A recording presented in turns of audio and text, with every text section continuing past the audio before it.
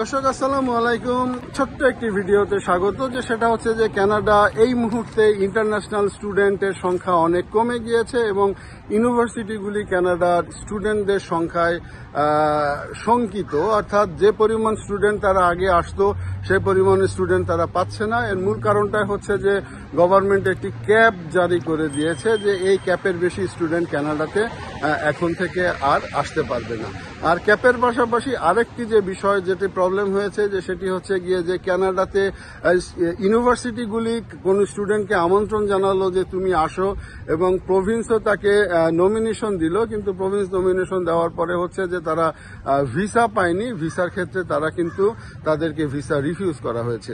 তো কানাডার বিশ্ববিদ্যালয়গুলি যে পরিমাণ স্টুডেন্ট তারা চাচ্ছিল সেই পরিমাণ তারা স্টুডেন্ট পাচ্ছে না, যার ফলে বিশ্ববিদ্যালয়গুলিও কিন্তু একটু আর্থিকভাবে অবশ্যই তারা ক্ষতিগ্রস্ত হচ্ছে এবং এ নিয়ে তারা বিশ্ববিদ্যালয়গুলোর যে অ্যাসোসিয়েশন আছে তারা সম্প্রতি বসেছিল এবং বসে তারা এই বিষয়টা পর্যবেক্ষণ করছে এবং তারা আগামী উইন্টার সেশন পর্যন্ত দেখবে, তারপরে হয়তো তারা গভর্নমেন্টের কাছে একটি দেন দরবারে যাবে। আপনারা জানেন যে কানাডার স্টুডেন্টদের যে মার্কেট, সেই স্টুডেন্টের মার্কেটটা হচ্ছে $20 বিলিয়ন বেশি এবং এই $20 বিলিয়ন কিন্তু কানাডার ইকোনমিতে কন্ট্রিবিউট করে ইন্টারন্যাশনাল স্টুডেন্টরা।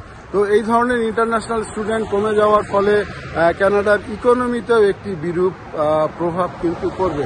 আর অন্যদিকে যারা স্টুডেন্ট যারা আছে তাদের মধ্যে একটি শঙ্কা আছে যে কানাডায় যাব, কানাডায় গিয়ে পিআর পাবো কিনা, ফিরে আসবো কিনা, ফিরে আসতে হবে কিনা, এই ধরনের একটা জটিলতার কারণেও কিন্তু ইদানিংকালে বিভিন্ন নমিনি প্রোগ্রামগুলি বন্ধ হয়ে গিয়েছে।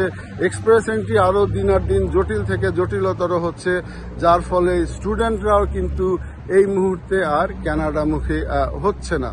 তো যারা ভিডিওটি দেখছেন তাদের প্রতি অনুরোধ, যারা স্টুডেন্ট যারা দেখছেন, যে কানাডায় আসার আগে চিন্তা ভাবনা করে আসতে হবে পিআর পলিসি কেমন, কোন সাবজেক্টে পিআর দ্রুত হয়, এক্সপ্রেস এন্ট্রির গতি প্রকৃতি কি, এবং যে প্রভিন্সে আসবেন পড়তে সেই প্রভিন্সের প্রভিন্সিয়াল নমিনি প্রোগ্রামের গতি প্রকৃতি কি, সবকিছু দেখে তারপরে কানাডার ব্যাপারে সিদ্ধান্ত নিতে হবে।